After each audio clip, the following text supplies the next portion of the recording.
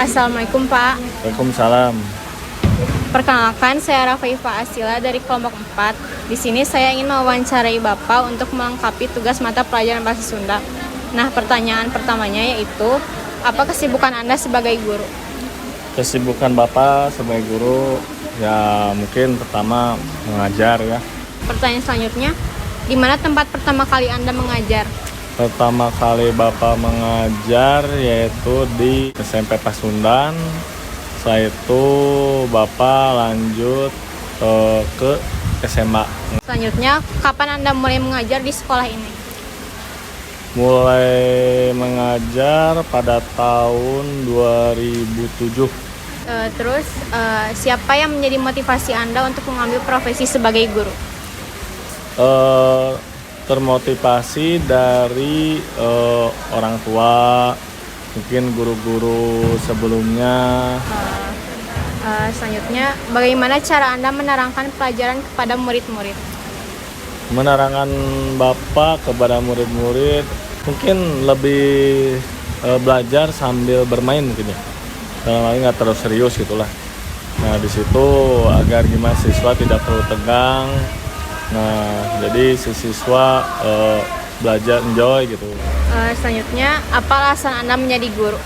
Alasan saya jadi guru pertama membuat orang jadi pintar, akhirnya dapat pahala gitu, menyebarkan ilmu, terus tidak terlalu tekanan dengan pekerjaan yang harus begini harus begitu gitu ya.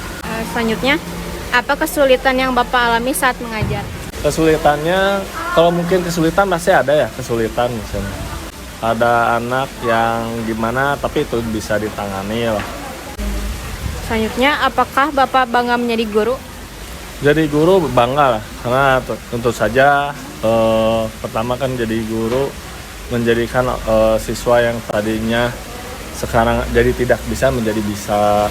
Selanjutnya yang terakhir, apa pesan Anda untuk anak-anak yang bercita-cita menjadi guru? Pesan saya satu, bagi siswa yang menjadi guru mungkin mohon tingkatkan semangatnya untuk belajar, terus mungkin bukan dari belajar saja, tapi dari segi kegiatan yang hobi mungkin bisa ditingkatkan juga ya sebagai penunjang juga gitu. Baik Pak, terima kasih atas waktunya. Mohon maaf apabila kami mengganggu pekerjaannya.